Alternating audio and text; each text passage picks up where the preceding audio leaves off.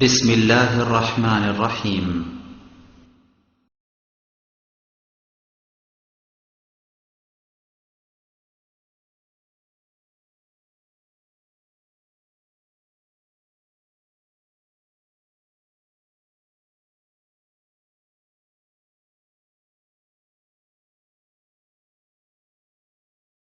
إن الحمد لله نحمده ونستعينه من يهده الله فلا مضل له ومن يضلل فلا هادي له وأشهد أن لا إله إلا الله وحده لا شريك له وأشهد أن محمدا عبده ورسوله أما بعد فإن خير الحديث كتاب الله وخير الهدى هدى محمد صلى الله عليه وسلم وشر الأمور محدثاتها وكل محدثة بدعة وكل بدعة ضلالة وكل ضلالة في النار. أعوذ بالله من الشيطان الرجيم. يا بني لا تشرك بالله إن الشرك لظلم عظيم. يا بني أقيم الصلاة وأمر بالمعروف وانهى عن المنكر.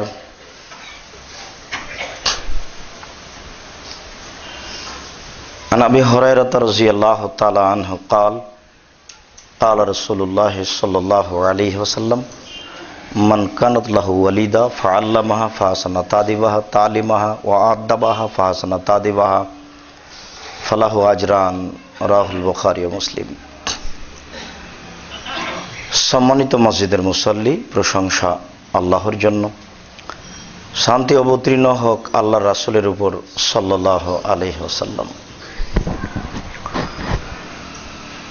সমাজের যা অবস্থা, তাতে সামাজিক প্রেক্ষাপটে আলেম ওলামা কোরআন হাদিসের অনুবাদ করে জাতিকে শোনাবে, এটাই মানুষের প্রয়োজন।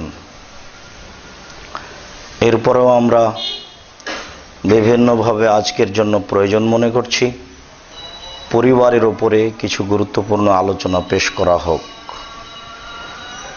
যেটা আমরা বলে থাকি বা শুনে থাকি আদর্শ পরিবার।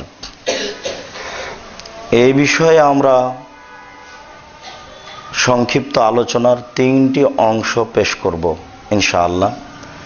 তার একটি অংশ হবে বিবাহ থেকে নিয়ে ছেলের জন্ম ও শিক্ষা দেওয়ার পূর্ব পর্যন্ত সময়, আর একটা অংশ হবে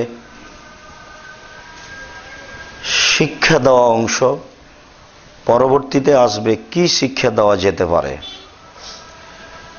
আমরা অবশ্য আজকের আলোচনার শেষের দিকে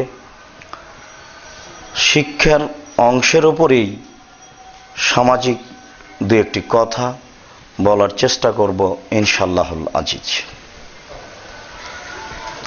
দিন যত যাবে মানুষের চাল চলন, চরিত্র, কৃষ্টি কালচার তত খারাপ হবে, একথাই ঠিক। এর ফাঁকেই আপনাকে সতর্ক সাবধান থেকে কিছু করে নিতে হবে। প্রয়োজনে সমাজ ছেড়ে দিয়ে একাই থাকতে হবে, শুধুমাত্র নিজেরটি ভাবতে হবে, অন্যটি নয়।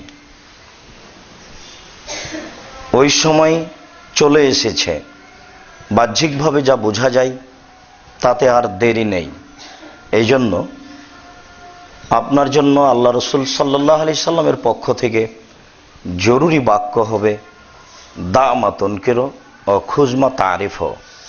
তুমি তোমার চলার জীবনে দেখো, চিন্তা ভাবনা করে যেটুকু ভালো মনে করছো তা গ্রহণ করো, আর যেটুকু তোমার বিবেকে ভালো মনে হচ্ছে না সেটুকু তুমি পরিহার করো। এটা তোমার সমাজে চলার জন্য রাসূল সাল্লাল্লাহু আলাইহি সাল্লামের পক্ষ থেকে গুরুত্বপূর্ণ বাক্য। তবে তিনি এ অংশে আরো বলেছেন যে আলজেম লেসানাক, পরিস্থিতি জটিল হলে মুখ বন্ধ রাখিও, ও আলজেম বাইতাক, শুধুমাত্র বাড়িতে থাকিও, অখুজ নাফসাক, শুধুমাত্র নিজেকে বাঁচায়, ওয়াইকুমুল আওয়াম্মা, জনসাধারণ থেকে বেঁচে থাকিও। এই বাক্যগুলির সারমর্ম কত গুরুত্বপূর্ণ এবং কত ব্যাপক তা হয়তোবা আমাদের বিদ্যা বুদ্ধির অভাবে আপনাদেরকে পূর্ণ বুঝাতে পারছি না। তবে বাক্যগুলি কিয়ামত পর্যন্ত যা ঘটবে, সামাজিক পরিস্থিতি, এর উপরে তিনি সতর্কবাণী পেশ করে গেছেন। এই বাক্যগুলিকে নিয়ে চিন্তা ভাবনা করে চললে হয়তোবা আমরা পরিবেশ পরিস্থিতি যতই জটিল হোক একটা সুন্দর পথ পাবো ইনশাআল্লাহ। এক শ্রেণীর মানুষ নিজেকে বাঁচাতে পারবে যে কোনো পরিবেশ পরিস্থিতিতে, এ ব্যাপারে তিনি কিছু গুরুত্বপূর্ণ কথা পেশ করে গেছেন। পরবর্তীতে যদি কোনো মানুষ চায় যে তার চেয়ে আমার পরিকল্পনা সুন্দর, তাহলে তা হবে অগ্রহণীয়। তিনি যা বলেছেন সেটাই হবে চূড়ান্ত। আজকের জন্য পরিবারের উপরে সংক্ষিপ্ত গুরুত্বপূর্ণ তথ্যবহল বিবরণ পেশ করতে গিয়ে আমরা সর্বপ্রথমে লোকমান হিকিমের কিছু গুরুত্বপূর্ণ কথা পেশ করি, যা আল্লাহ তাআলা বলেন। তার পরিবারকে সুন্দর করতে গিয়ে তিনি তার ছেলেকে বলছেন, বোনাইয়া, ও আমার আদরের ছেলে, লা তুশরিক বিল্লাহ, তুমি আল্লাহর সাথে শিরক করো না। ইন্না শিরকা লাযুলমুন আযীম, নিশ্চয় শিরক সবচেয়ে বড় অপরাধ। পরিবারকে সুন্দর করার জন্য পিতা এবং মাতার, বাপ মায়ের সবচেয়ে যেটা গুরুত্বপূর্ণ দিক, সেটা হচ্ছে যে পরিবারকে শিরক থেকে রক্ষা করা। পরিস্থিতি অবশ্য এমনটা হয়ে যাবে যে শিরক কি জিনিস তা মানুষ বুঝতে চাইবে না, বুঝার প্রয়োজন মনে করবে না। সামাজিক সমস্যায় বিদ্যার প্রয়োজন, আর্থিক প্রয়োজন, দুনিয়াবী বিদ্যার প্রয়োজন এমন হয়ে যাবে যে শিরক যে আবার একটা জিনিস, এটা বুঝতে হবে, ভাবতে হবে, এটা মানুষ প্রয়োজন মনে করবে না। সে কারণেই এর উপরে বেশি গুরুত্ব দেওয়া হয়েছে। আর আমরা আগে থেকে জানি যে শিরক করলেই আল্লাহকে অপমান করা হয়, তার সমকক্ষ কাউকে করা হয় এবং অতীতের পাপ, অতীতের নেকি নষ্ট হয়ে যায়। চতুর্দিকে লক্ষ্য করে লোকমান হিকিম তার ছেলেকে বলছেন, আব্বু, তুমি শিরক করো না, শিরক সবচেয়ে বড় অপরাধ। হয়তোবা আপনার জীবনে এমন কোনো সময় এসেছে কিনা তা আমি জানি না, আর আসলেই বা আপনি আপনার পরিবারকে কিভাবে কন্ট্রোল করবেন, রক্ষা করবেন, তা আপনি ভাবছেন কিনা সেটাও জানি না। হয়তোবা ভাবলে আপনি মনে করবেন আমি তো কোনো বাঁচার পথ দেখি না। কেননা স্কুলের ক্লাসের প্রারম্ভের সূচনায় যা পড়া হয় তা রবি ঠাকুরের গান। তাহলে বাচ্চা মায়ের দুধ ছেড়ে দিয়ে গিয়ে প্রতিষ্ঠানে গিয়ে সর্বপ্রথমে যে বাক্য বলছে সেটাই হলো শিরকি বাক্য। আর পিতামাতা জন্মসূত্রে যেভাবে তারা লালন পালন হয়েছে, যেভাবে দুজন গড়ে উঠেছে, যেভাবে তাদের স্বামী স্ত্রীর মিলন ঘটেছে, যেভাবে তাদের খাওয়া দাওয়া হয়েছে, তাতে তারা দুইজনই গণতন্ত্রে বিশ্বাসী, যা শিরকি নীতি। তাহলে এবার আপনি তো এখন মনে করবেন তাহলে বাঁচার পথ কি? সূচনাই তো আমরা কোনো পথ খুঁজে পাই না। তাহলে কি দুনিয়া খাটো? কিয়ামত পর্যন্ত ইসলাম থাকবে এরকম পথ দুনিয়াতে নেই? এটাও তো কথা ঠিক নয়। আছে অবশ্যই, আপনি চেষ্টা করেন না, চেষ্টা করলে হবে অবশ্যই। পৃথিবীতে যে গণতন্ত্র শিরকি প্রথা সবচেয়ে ন্যাক্কারজনক, নোংরা, জঘন্য, বর্বর, অসভ্য নীতি, যেটা আপনাকে আমি এদেশের মাটিতে 20 বছর থেকে বলে আসছি, যেটা আপনি হয়তো বা শোনে তেমন ভাবেন না, শোনা পর্যন্তই শেষ। এর যে বাস্তব কত খারাপ তা আপনি এখন দেখছেন। দেখার পর আপনি ভাবেন কি না তা আমি বুঝি না, যে যদি আপনি ভাবেন বা বুঝেন তাহলে ওখানে যান কি করে? আপনি তো নিজেকেও ঠেকাতে পারেন, নিজেকে বাঁচালেও তো আপনি বাঁচালেন একজনকে এই পথ থেকে, এখান থেকে। একজন মানুষকে হত্যা করলে যত পাপ হয়, সারা পৃথিবীর মানুষকে হত্যা করলে তত পাপ হয়। বলুন তো এই মুসলমানগুলি নিহত হচ্ছে কিভাবে? কে জানে সেটা কিভাবে হয়? লোকমান হাকিম বললেন তার ছেলেকে, আব্বু শিরক করো না, শিরক সবচেয়ে বড় অপরাধ। সুন্দর পরিবার গড়ে তোলার জন্য পিতামাতার 1 নম্বর জরুরি কাজ হচ্ছে তার ছেলে মেয়েকে, পরিবারকে শিরক মুক্ত করতে হবে। কিভাবে করবেন তা আপনি ভাবুন। পথ পৃথিবীতে আছে, এ কথা সত্য। আপনি পৃথিবীকে খাটো মনে করবেন না, আর পৃথিবীকে আপনি অত সংকীর্ণ মনে করিয়েন না যত আপনি ভাবছেন। পৃথিবী অনেক বড়, আর আপনার যেভাবে রুজি হচ্ছে, সবারই রুজি এভাবে হচ্ছে, এ কথাও ঠিক নয়। এ কথাও ঠিক যে মানুষের মরণ যেভাবে মানুষকে খুঁজে, মানুষের রুজি মানুষকে সেভাবে খুঁজে। আপনার জন্য সেই দিন, যেদিন মায়ের পেটে আপনার 43 বয়স হয়েছে, সেদিন আপনার যে রুজি নির্ধারণ করা হয়েছে তা আপনি পাবেনই নিশ্চিত। অযথা ভুল বুঝে একটা ভুল পথে চলছেন। ছেলে মেয়েকে নিয়ে আপনি বিপদে পড়ে গেছেন, এদেরকে কিভাবে কি করা যায়?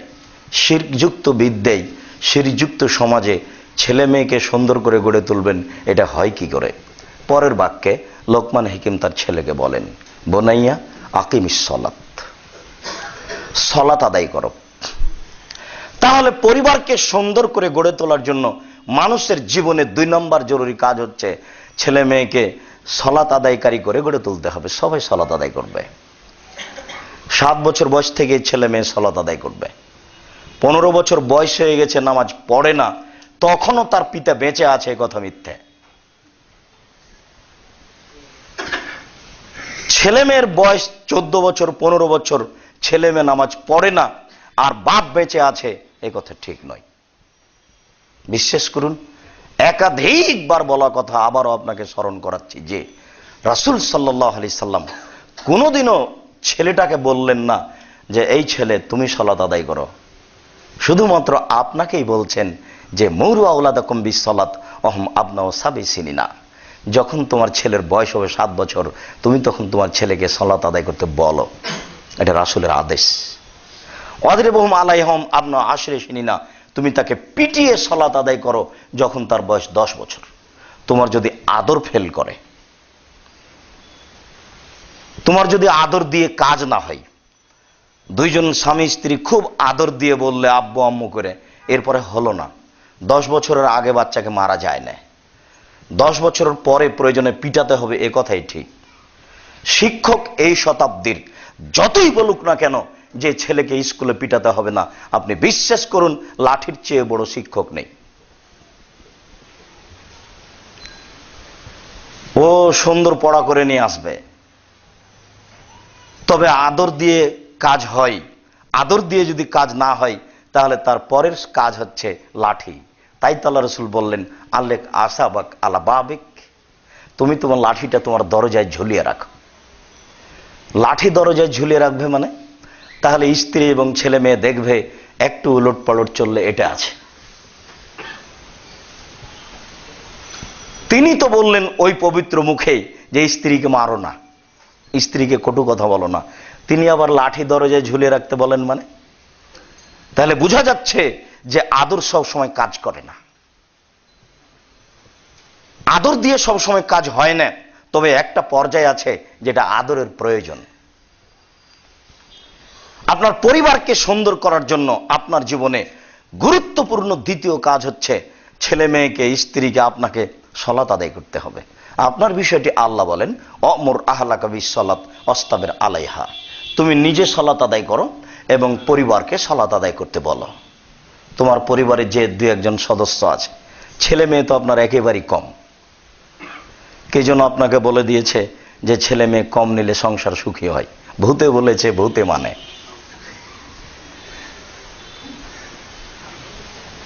মনে কিছু নেবেন না, আপনি তো শিক্ষিত মানুষ, এটা তো রাসূলের কথা নয়। তাহলে কে বলল? আর আমি তো মুসলিম, আমি তো মানব না। আমি মুসলিম মানে রাসূল সাল্লাল্লাহু আলাইহি সাল্লামের কথা আমি মেনে নিয়েছি, তাই তো আমি মুসলিম। আপনাকে যখন বলা হবে আপনার পরিচয়, তখন আপনি বলবেন আমি মুসলিম। তাহলে এটা কেমন হলো কথা? মুসলিম মানে যে মেনে নিয়েছে। আপনার 10-12 ভাই বোনের খাওয়া জুটে আর আপনার ছেলে মেয়ের খাওয়া জুটে না, এ কথা কে বলল? আপনারা 10-12 ভাই বোন, কিষান, কামলা, ফকির নিয়ে 17 জন মানুষ বাড়িতে, আপনার মা ঢেঁকিতে ধান ভেঙে এতগুলো মানুষের খাওয়া রেডি করতে পারে, আর আপনার স্ত্রী ফকিরকে ভিক্ষা দিতে পারে না, এটা কেন হবে? কথা হয় না। তাহলে ভুল হচ্ছে। রাসূল সাল্লাল্লাহু আলাইহি সাল্লাম বলেন, ওয়ামুর আহলাকা বিসসালাত, আল্লাহ তাআলা বলছেন ওয়ামুর আহলাকা বিসসালাত ওয়াস্তাবির আলাইহা, তুমি তোমার পরিবারকে সালাত আদায় করতে বলো, নিজেও সালাত আদায় করো। পরিবারকে সুন্দর রাখার জন্য মানুষের জীবনে দ্বিতীয় গুরুত্বপূর্ণ কাজ হচ্ছে সালাত আদায় করতে বলা পরিবারকে।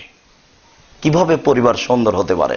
3, লোকমান হাকিম বলেন ওয়ামুর বিল মারুফ, আব্বু ভালো কাজের আদেশ করো, অনহানিল মুনকার, আব্বু মন্দ কাজের নিষেধ করো। এবার নেন দেখি, আপনি আপনার ছেলেকে কখন বললেন এমনটা? ওই বা কখন বুঝলো ভালো কাজ কোনটা? ওর মাস্টার তো ওকে বলেছে যে অমুক দিন ফুল হাতে করে খাম্বার উপরে দিতে হবে। সেদিন তো আপনাকে বলেছি যে একটা আরবি বাচ্চাকে যদি বলা হয় যে উঁচু জায়গাখানে একটু ফুল রাখো তো, তাহলে আরবি বাচ্চা বলবে লা হাওলা ওয়ালা কুওয়াতা ইল্লা বিল্লাহ, হায় হায় তুমি করেছো কি? আমি উঁচু জায়গায় ফুল রাখবো কেন? একই কথা। আশ্চর্য। আপনার বাচ্চা 4 বছরের বাচ্চা পতাকাকে এইভাবে সম্মান জানাই, এভাবে হাত উঠাই। আচ্ছা ওটা কি? ওটা কি জিনিস? এটা কি কথা? ওটা তো জড় বস্তু। ওটা যে কি দেখাতে চাচ্ছে এটা আপনাকে কে শিখালো? এইটা কখন থেকে ভালো কাজ হয়ে গেল? ভালো কাজ তো ছিল আব্বু মানুষকে দেখতে পেলে সালাম দিবা, চিনতে পারো আর না পারো, এটা ভালো কাজ। সাবধান, কারোর সামনে জোরে কথা বলো না। সাবধান, রিকশাওয়ালাকে উপেক্ষা করে কথা বলো না। মানুষ যেন তোমাকে অহংকারী না ভাবে। ভালো কথা কি হতে পারে তা লোকমান হাকিম পরে তার ছেলেকে আবার বলছেন, সিরিয়াল কয়েকটা আসছে।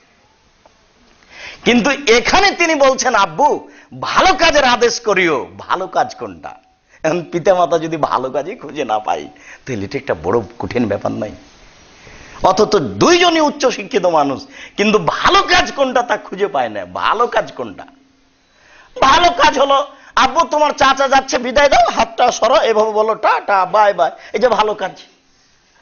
মানে কেউ বুঝলো না যে ভালো কাজ কোনটা, এটা ভালো কাজ কি না এটা কেউ ভাবে না। জন্মসূত্রে পেয়েছে বাপের কাছ থেকে, বেটা পাচ্ছে বাপের কাছ থেকে, এইভাবে চলে আসছে, আর একটা হয়ে গেছে ভালো কাজ। আজীব নীতি। উচ্চ শিক্ষিত মানুষ সংসদ ভবনে নীরবতা পালন করছে, এটা ভালো কাজ? অবাক কথা। কি করে হয়? তো পরিবার সুন্দর হবে কি করে? লোকমান হাকিম বলেন আব্বু ওয়ামুর আহলাকা বিসসালাত, লোকমান হাকিম বলেন ওয়ামুর বিল মারুফ, আব্বু ভালো কাজের আদেশ করো। ভালো কাজ কোনটি? এখানে এই বাক্যে আল্লাহ তাআলা লোকমানের কথা উল্লেখ করে বলছেন যে মারুফ ভালো কাজ। পরে তিনি আরেকটা লাগিয়েছেন অনহানিল মুনকার, আব্বু অপছন্দ কাজ যেগুলো সেগুলো নিষেধ করো। যেখানে তুমি অপছন্দ দেখবে সেখানে তুমি ঠেকাও। আপনার উপরে আমার ক্ষোভ নেই, তবে আমার ভাষাতে আপনি যদি কষ্ট পান তাহলে আমি দুঃখিত। আপনি আমার খুব কাছের ভাই, বিশ্বাস করুন আপনার উপরে আমার কোনো ক্ষোভ নেই, কোনো প্রকার লেনদেনে আপনার সাথে আমার দুই কথা হয়নি। আপনি যে আমার কত কাছের তা আপনাকে আমি বুঝাতে পারি না, কিন্তু আমার বড় দুঃখ, আপনার উপরে বড় ক্ষোভ। আমি যে আপনাকে কি দিয়ে এই কষ্ট ক্ষোভটা বুঝাই? আপনার চোখের সামনে আপনার দুই ছেলের দুই কানে ইয়ারফোন লাগা আছে, ইন্ডিয়ার গান চলছে। কি করে যে আপনি পিতে, আমি এটা বুঝতে পারি না, আমি নিজেও বুঝি না যে আপনি কি করে পিতে। আপনি খুব ভালোভাবেই জানেন যে আমার ছেলের মোবাইলে সর্বধরনের ছবি আছে। পৃথিবীতে সবচেয়ে দ্বিতীয় ন্যাক্কারজনক নোংরা মাধ্যম হচ্ছে মোবাইল। এর চেয়ে ছেলে মেয়েকে ধ্বংস করার দ্বিতীয় মাধ্যম নেই, জাতিকে ধ্বংস করার। আপনার ছেলে আর আপনার মেয়ে আর আপনার স্ত্রী যখন থাকে না, তখন আপনি মোবাইলে প্রেমের গল্প করেন। আর যখন আপনি থাকেন না, তখন আপনার স্ত্রী প্রেমের গল্প করে। আর আপনারা দুজন যখন থাকেন না, তখন আপনার ছেলে মেয়ে করে। বুঝলাম না। লোকমান হাকিম বলছেন, আব্বু অনহা আনিল মুনকার, মন্দ কাজের নিষেধ করো। মন্দ কাজ কোনটি? মন্দ কাজে পিতা মাতা খুঁজে পেল না, তো মন্দ কাজের নিষেধ করবে কি করে? মন্দ কাজই খুঁজে পায় না। মন্দ কাজ কোনটা এটা খুঁজে পায় না।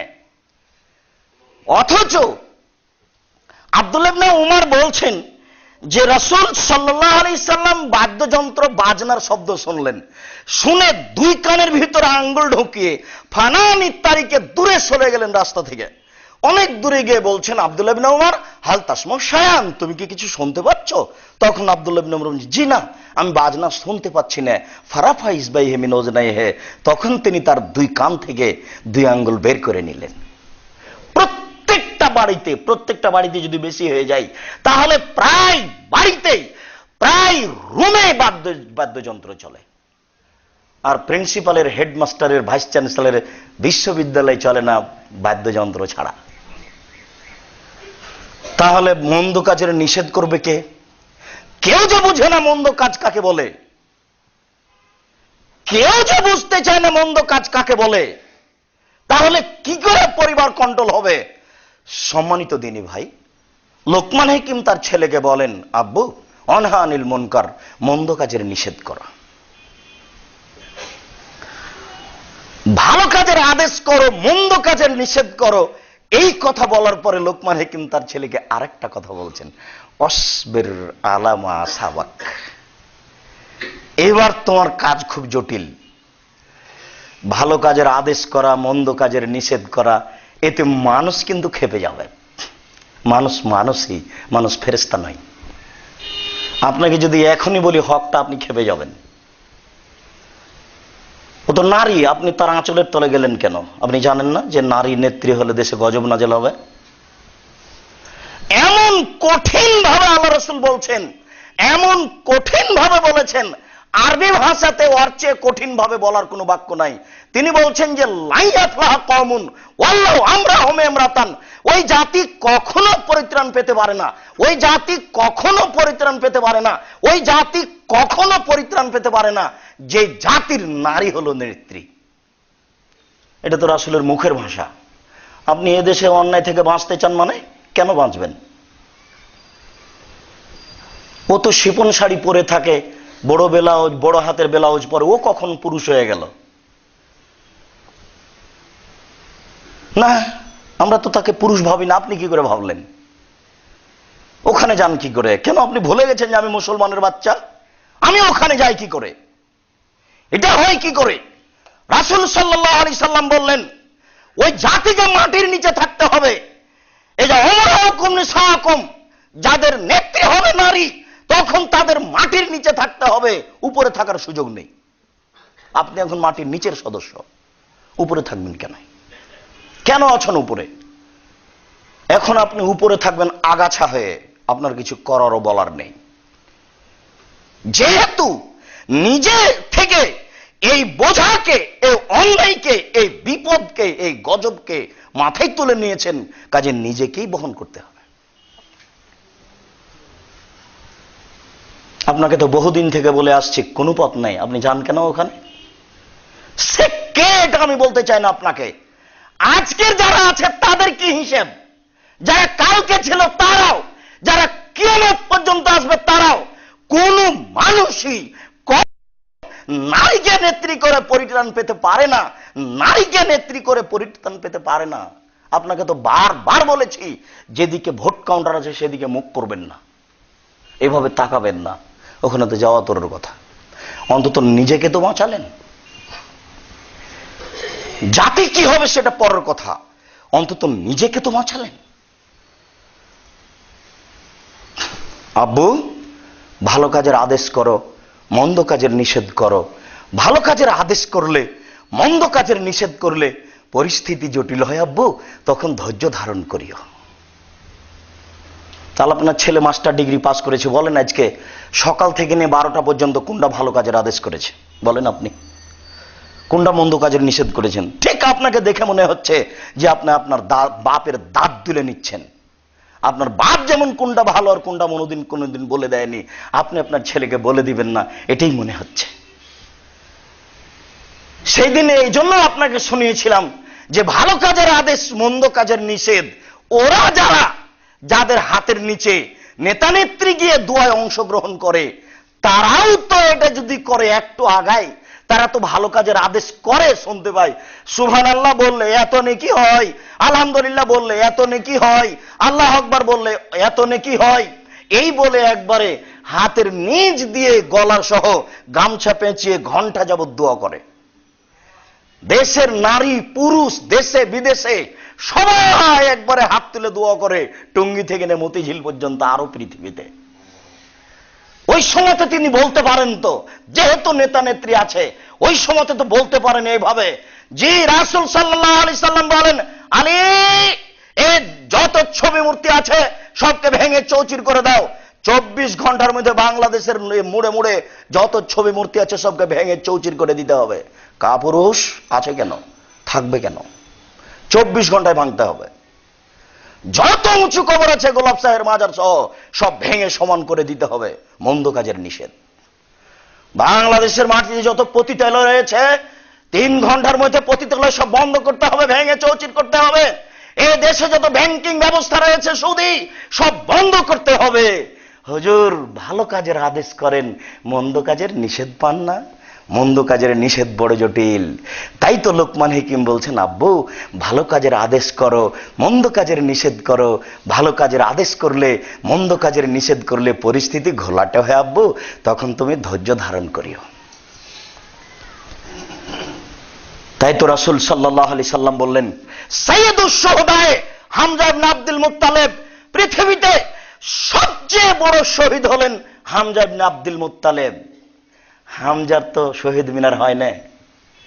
তুমি মুসলমান নও, ওটা বানালে কি করে? হামজার বানাও দেখি। আল্লাহ রাসূল বলছেন যে সাইয়্যিদুশ শুহাদা হামজা ইবনে আব্দুল মুত্তালিব, পৃথিবীর সবচেয়ে বড় শহীদ হলেন হামজা ইবনে আব্দুল মুত্তালিব। এই কথা বলার পরে তিনি বলছেন যে আরেকজন মানুষ বড় শহীদ কে? ফাকালা ইয়ামামিন জায়ের, স্বৈরাচারী শাসকের সামনে দাঁড়ালো। স্বৈরাচারী শাসকের পাশে গিয়ে বলছে যে আমারাহু ও নাহাহু, তাকে ভালো কাজের আদেশ করলো, মন্দ কাজের নিষেধ করলো, বললো যে মূর্তি বন্ধ করো, ভেঙে দিতে হবে। তখন স্বৈরাচারী শাসক তাকে হত্যা করলো। এই লোকটাও হামজার সমান। এটা আল্লাহ রাসূল বলছেন। এবার আপনাকে আমি বলি, আপনার ছেলের কাজ আপনি এবার বের করেন। বাড়িতে গিয়ে স্ত্রীকে ডাকবেন, ডেকে বলবেন, আচ্ছা আমার ছেলের ভালো কাজ আর মন্দ কাজ আর ধৈর্য ধারণ করা দেখি তো, দুইজন মিলে তলিয়ে দেখি সারাদিনে কি ছিল, কাল কি থাকবে, কিভাবে পরিবার কন্ট্রোল করা যায়, রক্ষা করা যায়, সুন্দর করা যায়। লোকমান হাকিম তার ছেলেকে এবার বলছেন, এতক্ষণ পর্যন্ত এইগুলি কথা বলার পরে এবার সতর্ক করছেন, আব্বু ওলা তুষারের খাদ্যাকালীন নাস, মানুষকে অহংকার করে চলব না। ফকির হোক, রাজা হোক, ধীরাজ হোক, গরিব হোক, মিসকিন হোক, যেই হোক না কেন, মানুষকে উপেক্ষা করে চলব না। ওয়ালা তামশে ফিল আরজ, মাটিতে অহংকার করে হাঁটো না। অন্তত আজকে যেগুলি বলছি সেগুলি তো ছেলেকে বলা যাবে। এতক্ষণ পর্যন্ত ভাবছিলাম যে আব্দুর রাজ্জাক সাহেব বললেন তো যে ভালো কাজের আদেশ আর মন্দ কাজের নীতি, সেগুলো কি আমিও তো খুঁজে পাচ্ছিলাম না। তো এখন তো পাওয়া যাচ্ছে দু একটা, আরো পাওয়া যাবে। এখন যেটা লোকমান হাকিমের কাছ থেকে পাওয়া যাচ্ছে সেটা 1 নম্বর হচ্ছে, কখনো মানুষকে উপেক্ষা করে চলব না, কখনো মাটিতে অহংকার করে চলব না। ওয়ালা অগজুজ মিন সাউতিক, কণ্ঠ নিচু করবা, চিৎকার করে কথা বলবো না। কোনোদিন আপনার ছেলে মেয়ে চিৎকার করে কথা বলবে না। আপনি আপনার পরিবারকে সুন্দর করে আদর্শবান করে গড়ে তোলার চেষ্টা করুন। আল্লাহ তৌফিক দান করুক। আল্লাহুম্মা আমিন। আল্লাহুম্মা সাল্লি আলাইহি আল্লাহুম্মা বারিক আলাইহি। আলহামদুলিল্লাহ ওয়াহদা ওয়াসসালাতু ওয়াসসালামু আলা মান লা নাবিয়্যা বাদা। আবু হুরায়রা রাদিয়াল্লাহু তাআলা আনহু বলেন, রাসূল সাল্লাল্লাহু আলাইহি ওয়াসাল্লাম একরাহুল কালামা বাদাল ইশায়ে একরাহুন নাওমা কাবলাল ইশায়ে। আল্লাহ রাসূল এশার সালাতের পূর্বে ঘুমানোকে ঘৃণা করতেন, এশার সালাতের পরে কথা বলাকে ঘৃণা করতেন। আয়েশা রাদিয়াল্লাহু তাআলা আনহা বলেন, তবে তিনি রাতের কোনো অংশে জেগে আমার সাথে কথা বলতেন আমি জেগে থাকলে। তবে তিনি এশার সালাতের পরে ওমর আবু বকর সিদ্দিক রাদিয়াল্লাহু তাআলা আনহুর সাথে রাষ্ট্রীয় পর্যায়ের প্রয়োজনীয় কথা বলতেন। তিনি আগের বাক্যে বলেন যে এশার সালাতের পূর্বে তিনি ঘুমানোকে ঘৃণা করতেন, এশার সালাতের পরে কথা বলাকে ঘৃণা করতেন। আমি জানি না আপনি আপনার পরিবারের উপরে কতটুকু সচেতন। আপনার পরিবারের কোন সদস্য পড়াশোনা ছাড়া এশার পরে কেউ জেগে থাকতে পাবে না। আপনার স্ত্রী রাত 1টার সময়তে টিভি নিয়ে বসে আছে, মানে আপনি কাপুরুষ। ভুল সিদ্ধান্ত। এই পরিবার হবে না। তাকে বুঝান, একাধিক দিন বুঝান। ও যদি না বুঝে তালাক দিতে হবে। এশার সালাতের পরে আপনার ছেলে মেয়ে বাইরে আড্ডা পিটবে, এটা হতে পারে না। এটা ভুল হিসাব। এই পরিবারকে আদর্শ পরিবার করা যাবে না। আদর্শ পরিবারের জন্য আপনার জরুরি কাজ, এশার সালাতের পূর্বে কেউ ঘুমাবে না, এশার সালাতের পরে পড়া ছাড়া কেউ কোনো কথা বলতে পাবে না, কোনো গল্প গুজব চলবে না, আড্ডা পিটা চলবে না, টিভি নিয়ে বসে থাকা যাবে না, কারোর সাথে আড্ডা পিটা যাবে না।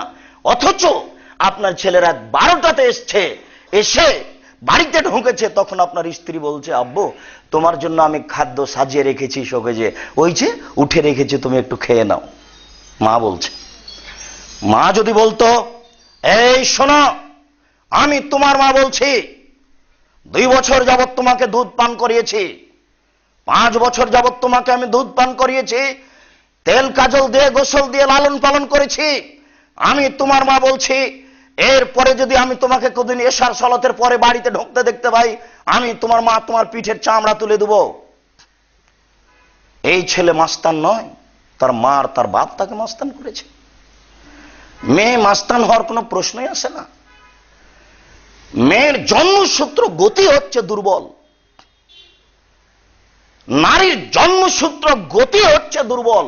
আপনি তাকে উশৃঙ্খল করেছেন, ও এভাবে চলবে যাবে কেন? এটা তো হতে পারে না। আনাস রাদিয়াল্লাহু তাআলা আনহু বলেন, রাসূল সাল্লাল্লাহু আলাইহি ওয়াসাল্লাম বলেছেন, মাসাল জালিসিস সাওয়ে ও সাহিবিল মিসকে, মাসাল জালিসিস সাওয়ে ও সালেহ কা সাহিবিল মিসকে ও নাফিকিল কির। ভালো বন্ধুর উদাহরণ আর মন্দ বন্ধুর উদাহরণ কামারের মতো আর আতরওয়ালার মতো। আপনার পরিবারকে সুন্দর করার জন্য রাসূল সাল্লাল্লাহু আলাইহি সাল্লাম আপনার পরিবারের উপর একটা উদাহরণ পেশ করছেন। তিনি উদাহরণ পেশ করতে গিয়ে বলেন, ভালো পরিবার, ভালো বন্ধু আর মন্দ বন্ধু কামারের কর্মকারের মতো আর আতরওয়ালার মতো। কারো বন্ধু যদি কর্মকার হয়, কারো বন্ধু যদি আতরওয়ালা হয়, তাহলে কি হবে? তিনি বলেন, তোমার বন্ধু যদি আতরওয়ালা হয়, তাহলে তোমাকে এমনিতে আতর দিতে পারে, সুগন্ধি পেয়ে গেলে। যদি এমনিতে না দেয়, তাব্দ মিনহু, তুমি তার কাছে কিনে নিবা, সুগন্ধি পেয়ে গেলে। যদি এমনিতে না দেয়, কিনেও না দেয়, তাজাদু মিনহু রিহান তাইয়্যিবা, তুমি তার পাশে বসে থাকলে সুগন্ধি পেয়ে যাওয়া।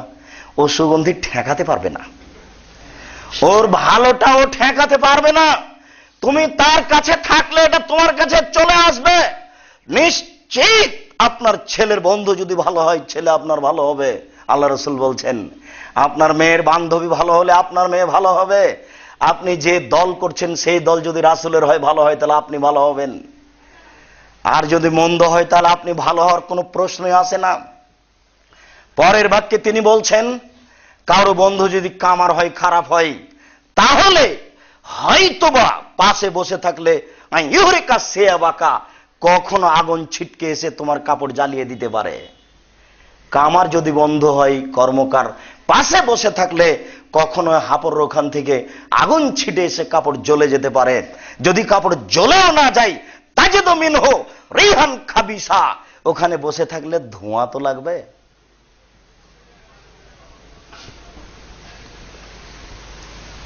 কামারের পাশে বসে থেকে নাকে মুখে ধোঁয়া লাগবে না, এই কথা যেমন মিথ্যে, আপনার ছেলে মেয়ের বান্ধবী বন্ধু খারাপ, আপনার ছেলে মেয়ে খারাপ হবে না, এই কথা তেমনি মিথ্যে। কামারের পাশে বসে থেকে নাকে মুখে ধোঁয়া লাগবে না, এই কথা যেমন মিথ্যে। আপনি যে দল করেন সেই দল যদি রাসূলের না হয়, তাহলে তার খারাপ প্রতিক্রিয়া আপনার উপরে আসবে না, এই কথা তেমনি মিথ্যে। এক মায়ের দুই মেয়ে, দুইজনই ইন্টারমিডিয়েট পাস করেছে, বিএ পাস করেছে, তখন দুইজনের মধ্যে খুব ভ্রাতৃত্ব ছিল, এক বোন আর এক বোনকে ছেড়ে যেত না। এখন একজন হচ্ছে বিএনপির স্ত্রী, একজন আওয়ামী লীগের স্ত্রী, আর কথা বলে না। তার মানে এর খারাপ প্রতিক্রিয়া তাদের ভিতরে লেগে গেছে, যাবেই, এটাই গতি। তাই তো দর্জির ছেলে দর্জির গল্প করে, মাস্টারের ছেলে মাস্টারের গল্প করে, ব্যবসায়ীর ছেলে মেয়ে ব্যবসায়ী গল্প করে। বাপ মাকে যেটা করতে দেখে সেটাও ছেলে মেয়ে আপসে বলবে, এটা গতি, এটাই হবে। এই কারণে রাসূল সাল্লাল্লাহু আলাইহি সাল্লাম বলেছেন, কুল্লু মাউলুদিন ইউলাদু আলাল ফিতরা, প্রত্যেকটা ছেলে মেয়ে ইসলামী ধারণ ক্ষমতা নিয়ে জন্মগ্রহণ করে। ফাবুহু ইউহাব্বিদানিহি, তার পিতামাতা তাকে ইহুদি করে দেয়, ইউমাজ্জিসানিহি, তার পিতামাতা তাকে আগুন পূজক করে দেয়, ইনাসরানিহি, তার পিতামাতা তাকে খ্রিস্টান করে দেয়। অর্থাৎ পিতামাতা যেই গতিনীতির ছেলে ওই গতিনীতির হয়ে যায়, কিন্তু জন্ম নিয়েছিল তাওহীদের উপরে, একাত্মতার উপরে। জন্মসূত্রে সে কোনোদিনই পায়নি যে আমাকে রবি ঠাকুরের গান বলতে হবে, এটা সে জন্মসূত্রে পায়নি, পরে আপনার কাছ থেকে পেল। জন্ম নেওয়ার পরই এইভাবে ফুল চাপাতে হবে উঁচু জায়গায়, এটা জন্মসূত্রে পায়নি, পরে এটা আপনার কাছে পেয়েছে। এই হাদিসের সামাজিক তরজমা রাজশাহী চাঁপাই নবাবগঞ্জের মাসায় যে সঙ্গ দোষে লহা ভাসে, লহা এমনিতে পানির উপরে ভাসবে না, যদি লহা কোনো কাঠের সাথে লাগিয়ে দেন তাহলে কাঠের সাথে লহাও ভাসবে। এ হাদিসের স্বাভাবিক তরজমা হলো সঙ্গ দোষে লহা ভাসে, বাপ যেমন বেটা তেমন, মা যেমন বেটি তেমন, এই কথাটাই এ হাদিসের সারমর্ম। সম্মানিত মসজিদের মুসল্লি আবু হুরায়রা রাদিয়াল্লাহু তাআলা আনহু বলেন, রাসূল সাল্লাল্লাহু আলাইহি ওয়াসাল্লাম বলেছেন, মান কানাত লাহু ওয়ালিদা ফাআল্লামা ফাসারা তালিমাহা ওয়াদাবাহা ফাসারা তাদিবাহা, কারো যদি একটা কাজের মেয়ে থাকে, তাকে যদি শিখিয়ে দেয়, সুন্দর শিখিয়ে দেয়, শিষ্টাচার শিখিয়ে দেয়, সুন্দর শিষ্টাচার শিখিয়ে দেয়, তাহলে তার জন্য ডবল নেকি হবে। কাজের মেয়েকে শিখিয়ে দিতে হবে, সুন্দর শিখিয়ে দিতে হবে, তাহলে সব শিক্ষা সুন্দর নয়। কাজের মেয়েকে শিষ্টাচার শিখাতে হবে, সুন্দর শিষ্টাচার শিখিয়ে দিতে হবে, তাহলে সব শিষ্টাচার সুন্দর নয়। সিলেকশন হলো নির্বাচন পদ্ধতিতে রাসূলের আদর্শ, রাসূলের শিষ্টাচার, আর ইলেকশন হলো মানুষের বানানো নীতি। এই দুটো এক হতে পারে না। আপনার এলাকার, আপনার এদেশের সবচেয়ে সুন্দর, সচেতন, হুঁশিয়ার, বুদ্ধিমান, দেখতে টকটকে ঝকঝকে ছেলে অক্সফোর্ড থেকে পড়ে এসেছে, খুব সতেজ ব্রেনের ছেলে, এই ছেলেটা পেয়েছে 399টি ভোট, আর আপনার পাড়ার একটা ম্যাথর পেয়েছে 400টি ভোট। কে নেতা হবে? ম্যাথর হবে। দেখি এবার আপনি ঠেকান আদর্শকে, কি করে হতে পারে? রাসূল সাল্লাল্লাহু আলাইহি ওয়াসাল্লাম বলেন, মান কানাত লাহু ওয়ালিদা, কারো যদি কাজের মেয়ে থাকে, ফাআল্লামাহা ফাসানা তালিমাহা, শিখিয়ে দিল, সুন্দর শিখিয়ে দিল। সব শিক্ষা সুন্দর নয়, এই ব্যাপারে আমরা সময়ে বিস্তারিত বিবরণ করব, বিবরণ পেশ করব ইনশাআল্লাহ।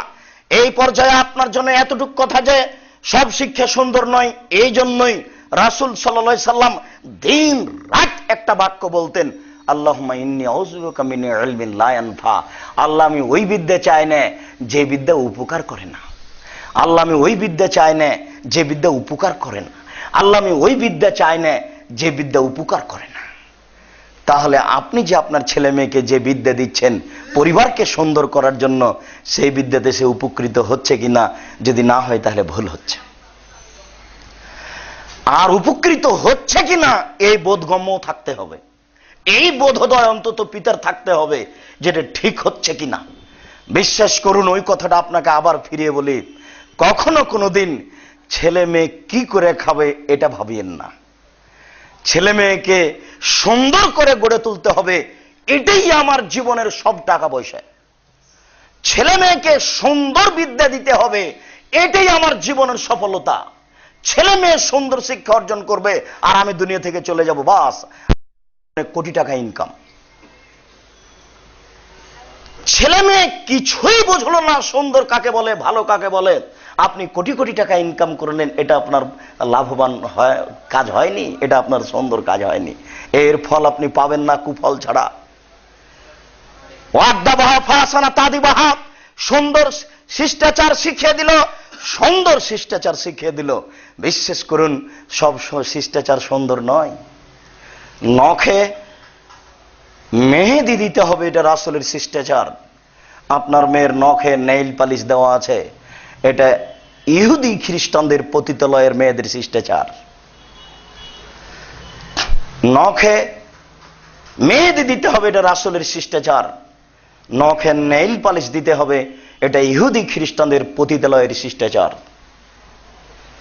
কপালে টিপ দিতে হবে, এটা হিন্দুদের শিষ্টাচার। হিন্দু মেয়েকে বিবাহ করার 10টি পদ্ধতি আছে, তার একটি পদ্ধতি হলো রাক্ষসী বিবাহ। মেয়ের বাপ বিবাহ দিবে না, ছেলে ভেবেছে তাকে বিবাহ করবই যে কোনো মূল্যে, যদি তার কপালে টিপ দিয়ে দিতে পারে তাহলে তার সাথে বিবাহ হয়ে গেল, এর নাম রাক্ষসী বিবাহ।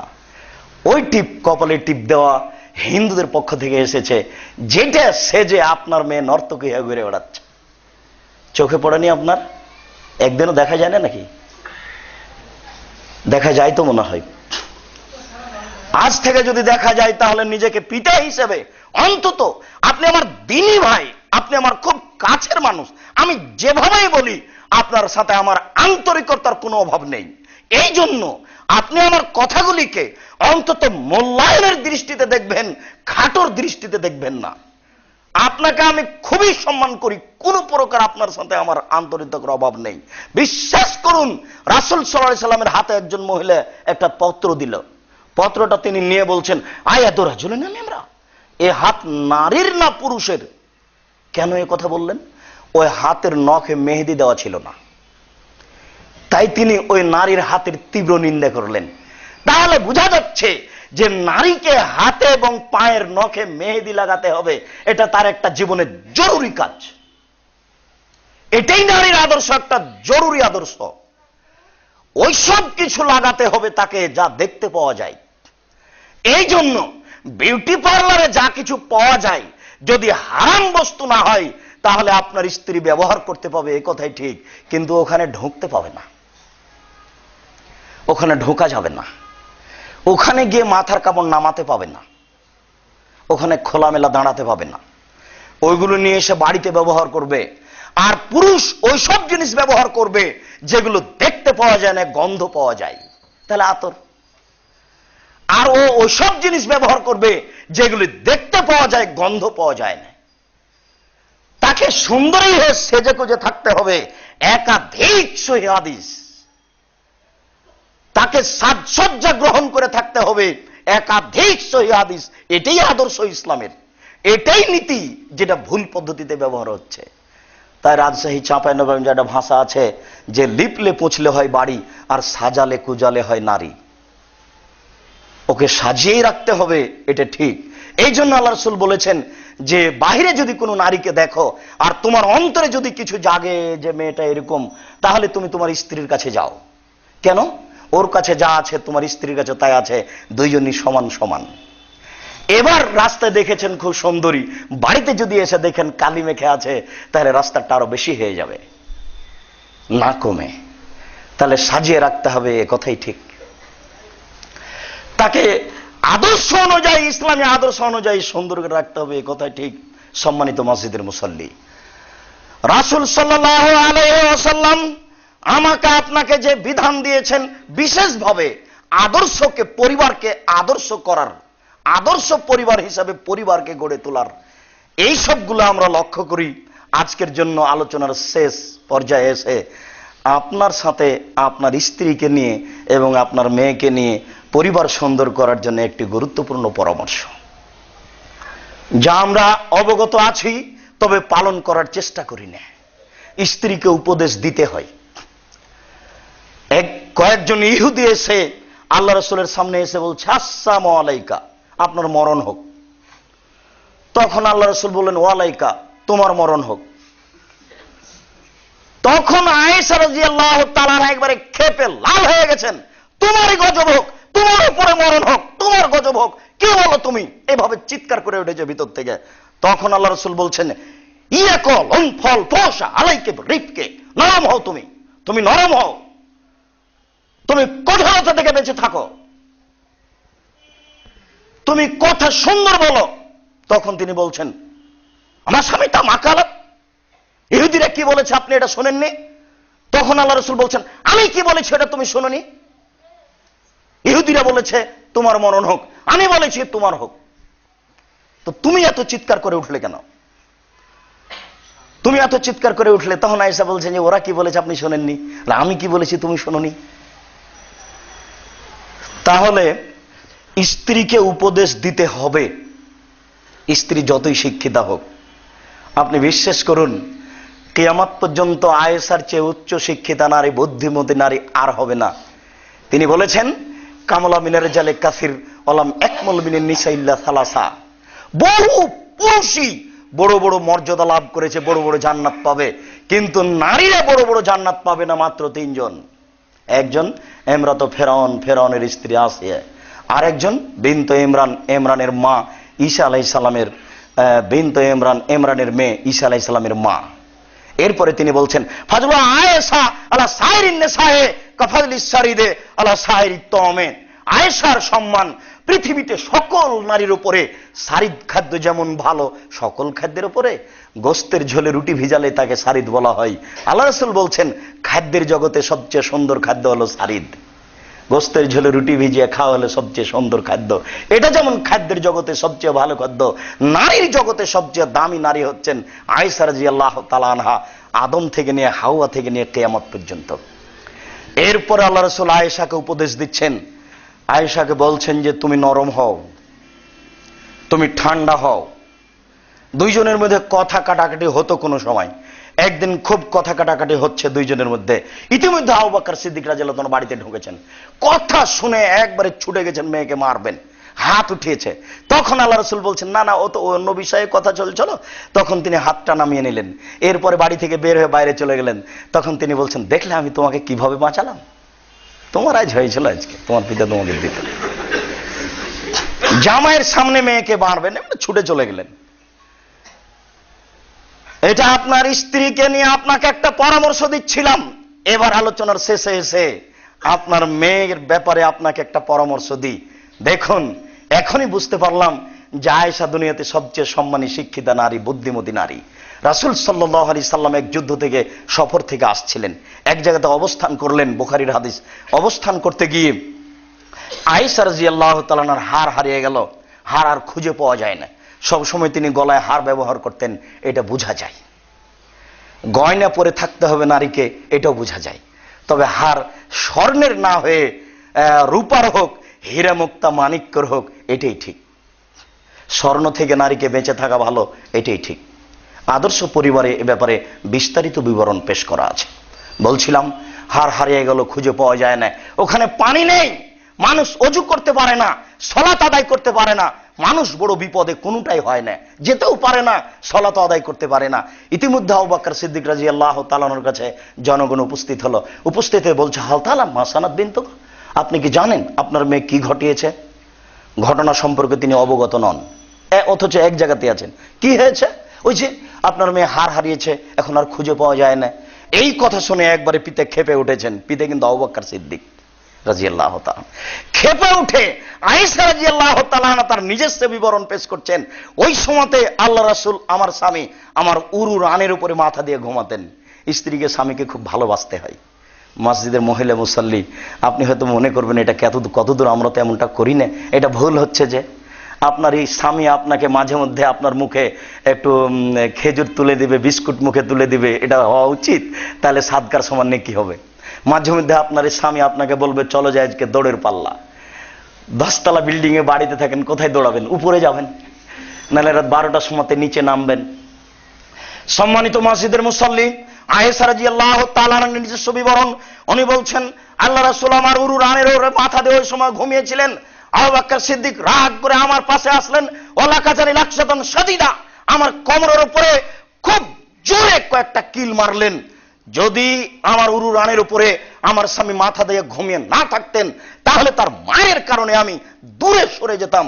যখন তিনি মারলেন তখন আমি নিজেকে শক্ত করে আটকে রেখেছিলাম যাতে করে আল্লাহ রাসূলের ঘুম ভেঙে না যায়। আমি আপনাকে বুখারী মুসলিমের অত্র বিবরণে পেশ করতে চাচ্ছি যে আপনার মনে রাখা ভালো হবে, পৃথিবীতে সবচেয়ে বড় মানুষ হিসেবে মানুষ হলেন আবু বকর সিদ্দিক রাদিয়াল্লাহু তাআলা আনহু।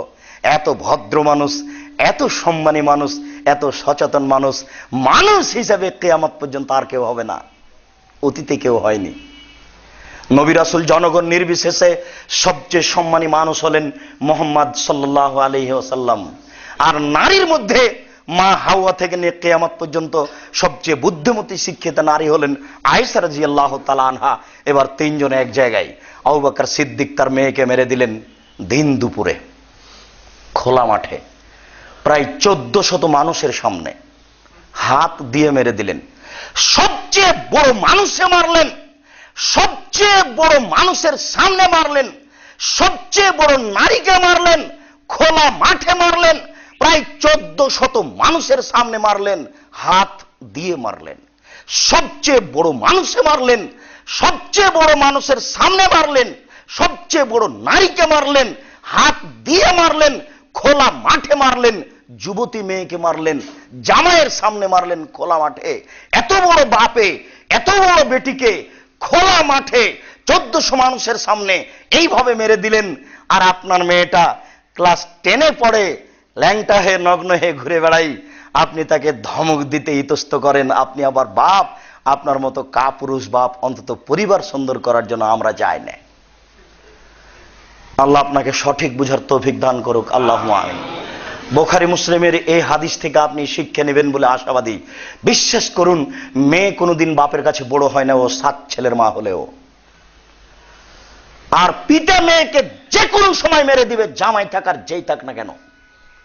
এই সময় যদি জামাই রাগ করে, জামাই মূর্খ, তাকে জেনে নিতে হবে আমার শ্বশুর আমার স্ত্রীকে যে কোনো সময় মারতে পারে। খোলা মাঠে মারলেন দুনিয়াতে সবচেয়ে বড় মানুষ, খোলা মাঠে দিন দুপুরে। প্রায় 1400 মানুষ আছে ওখানে, 2-1টা মানুষ নেই।